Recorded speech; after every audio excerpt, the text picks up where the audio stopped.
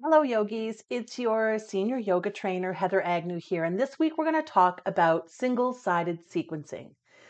I asked a question on social media quite a few weeks ago about single-sided sequencing.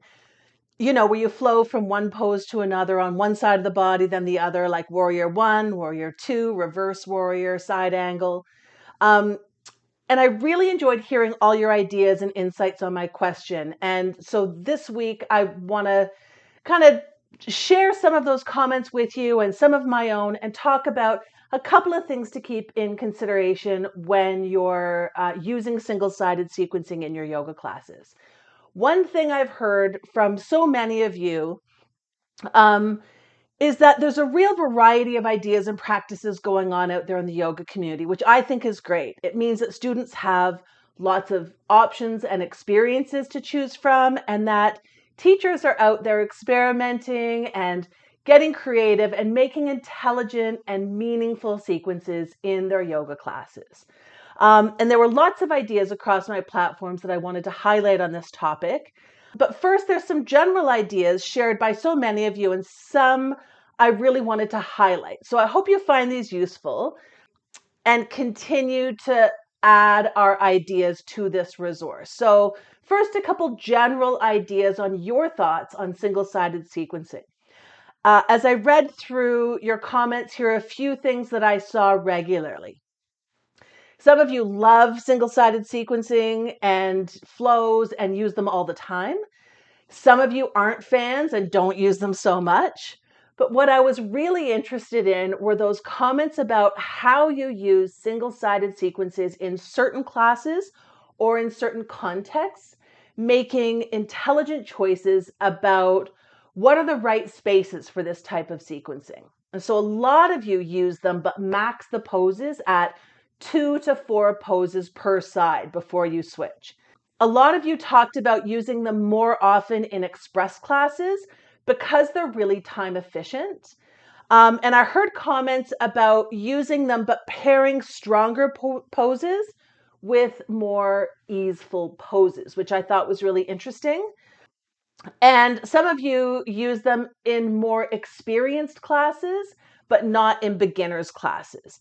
And from my perspective, these are all solid strategies for using single-sided sequencing. My own thoughts on single-sided sequencing in yoga have been mixed over the years. In the world of modern postural yoga, single-sided sequencing is a relatively new trend, especially in yoga styles like Vinyasa Flow. And overall, I see this as a positive shift. It's really dynamic, it's fluid, and it's beneficial for strength, for mobility, and for mindfulness. And for experienced yogis or those coming from more steady yoga styles, I think it gives us some different experiences and poses that we're quite used to. So it adds some novelty and some creativity to the practice. For all yogis, I think that it can help us find flow, really connect breath and movement together. And this is one thing I find really useful. It can help us to not overthink our poses or our bodies and just find the joy of moving and that fluid nature of the practice. These are usually quite dynamic flows. So, from a fitness perspective, they get our heart rates up. They can help us to build strength and endurance and stability. And they can help us to feel confident in our strength and our coordination and our movement skills, especially through trickier transitions. So, those are all really great benefits. However, in some classes, particularly beginners classes, it can be quite intense. And when overused, my feeling is that single-sided sequencing can start to feel a bit less like a mindful yoga practice and a bit more like choreography. And yoga sequencing is not choreography. The first principle of sequencing is to meet students where they're at and move them towards a meaningful experience of yoga. So, when it comes to any yoga sequencing, we always want to consider some key factors. In this class with these students, is this sequencing what they need? What is the theme and the aim of the practice? Does your sequencing suit the philosophical, the anatomical, the educational, the alignment components of your class? And does each pose prepare you for the next, or do these poses balance each other? For me, I really like the feeling of flowing from pose to pose in a single-sided flow. But I also really like the body awareness that comes from spending time on one side of a pose and then the other as a pair. And because the first side is fresh in your mind and your body, when you do the left, you can see how each side is responding to a pose differently. And that teaches us a lot about our bodies. So there's benefits to both. And I think that as a teacher, it's important that we put some thought into why we would use or not use a sequence. And that all comes down to what our students need and how we can lead them on a purposeful journey through a practice that includes asana, breath work, relaxation, intention, right? So having said all that, let's dig a little bit deeper into some specifics.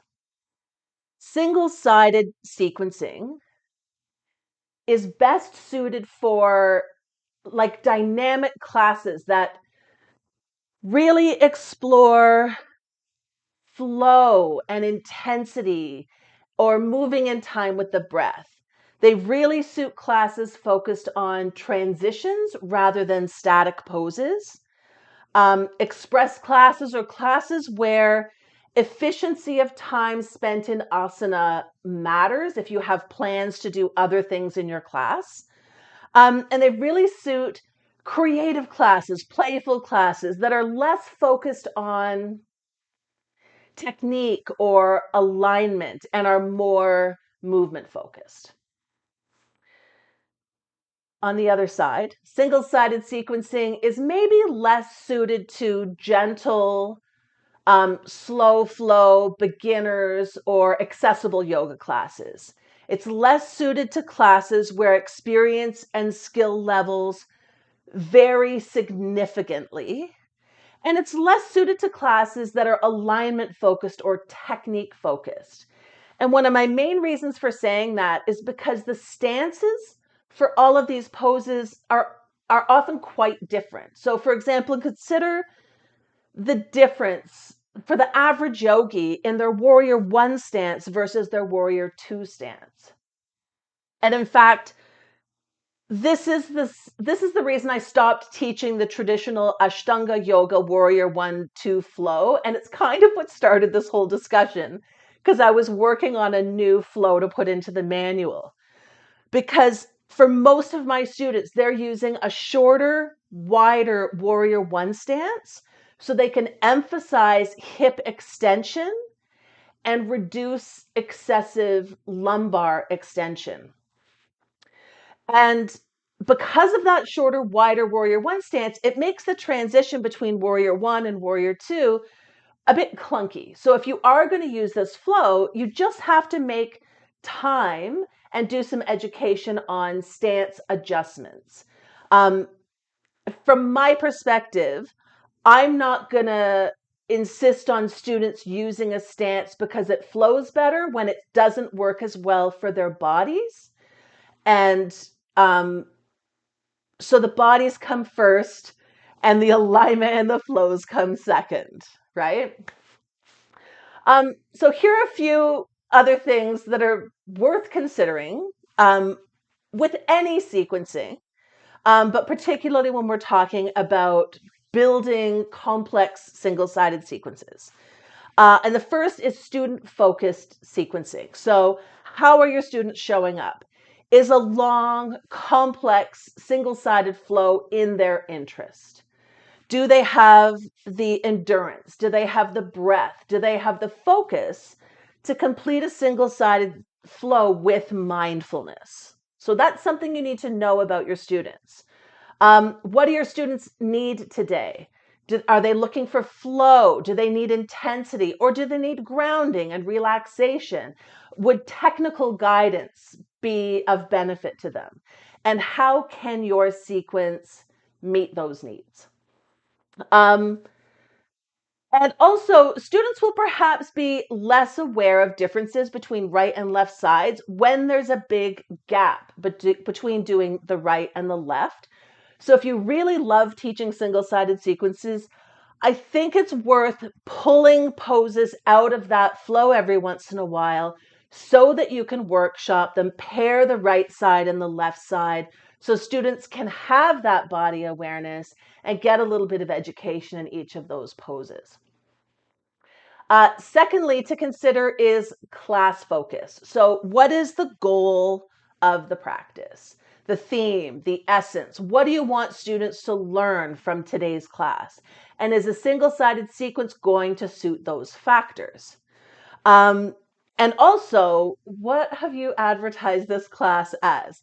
You want to ensure that your sequences match what people have signed up for. So if you've advertised a gentle relaxation class and then pull out a 6-pose single-sided standing sequence, that's not going to match with what people's expectations are, and people who might not have chosen that for reasons of fitness, ability, or interest, they're going to be disappointed in that and may not come back. So you need to be thinking about that.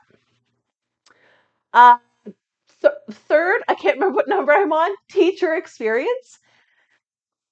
So if you're a new teacher, I highly recommend really thinking about how easy it's going to be for you to remember the flow that you designed. If you have to read off of, and it's no trouble at all having your sequence on a page in front of you, but if you've got to hold it in front of your face and you keep forgetting where you are in the flow and you don't do the same on the right and the left, maybe ease up on that complexity of the flow. You want to ask yourself, can you maintain your own breath and balance through a complex sequence? As a new teacher, you're still working out, when do I cue? When do I breathe? When do I demo? When do I check in on my students, right?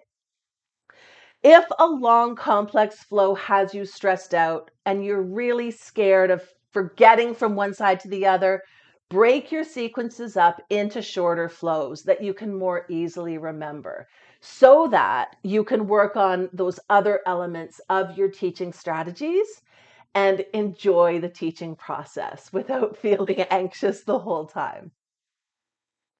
Four, is this four? Accessibility. Be sure that your students have the stamina or the fitness to maintain good form through the flow. If you see them struggling on pose 2 of 6 that you've sequenced, offer options, shorten your sequence. You can come back to poses in a second flow. So you want to be on the lookout for how students are going amidst the flow that you've designed. Do offer rest breaks and spaces for students to make adjustments to stance and alignment between poses, pick up any props that they might want to use. You want to make sure that they've got space to be aware of what's happening in their bodies and to make conscious choices. And of course, be sure to weave accessible options into your flow. Use props as part of your flow. So, let's bring our block with us from side angle, hold it overhead as we turn to the long edge of the mat and take it down to the ground for wide leg forward fold. So make it part of your flow to be offering props. Okay, those were a lot of my thoughts, which I hope you find helpful. Um, I want to leave you with some thoughts from teachers who participated in the online discussion on this subject. because their perspectives are really valuable. From the perspective of a student of 10 or so years, I've been drawn to classes that use the one-sided standing pose sequencing. After a warm-up like sun salutations, then moving into shorter sequences on one side, repeat for the other side, and then adding on to the sequence extra poses or more variation to the poses, and completing this on each side. A lot of poses are held for only one breath before moving on, others in the order of 5 breaths or so. Everyone's different, but this sequencing style works for me. As a raw beginner, I would suggest a slower style of flow with poses being held for longer periods to allow cueing. But the single-sided sequence and repeat for the other side can still be easily adapted to a slow flow. This is from our friend Derek. From our friend Antya, I think it depends on the level and students. I personally enjoy the sense of flow you get when moving through a few poses before switching sides. Ultimately, it comes down to know your students and know their needs and preferences. So thank you, Antya, for that. From Shell, actually, for me, it depends on class participants. Sometimes we do right side, then left. But to challenge, group 3 to 5 poses on one side, then the other. Beginners might do 1 to 2 poses before moving on to the other side. Environment, demographic, abilities always affects classes. I like to turn up with 3 styles of yoga classes ready to go, and I'm able to modify as needed. So that's from our friend Shell. So those are really useful insights into how experienced teachers are taking part in classes and seeking out classes with single-sided flows and adapting them to their own classes. So I hope you find that useful. I certainly did. Okay, that's been a lot. I'm going to wrap up now. I hope that these notes, both from myself and some experienced teachers, gives you some insight and some considerations to bring to your own sequencing and your own yoga class planning. For now, thank you so much for joining us, and I look forward to seeing y'all next week. Thank you very much.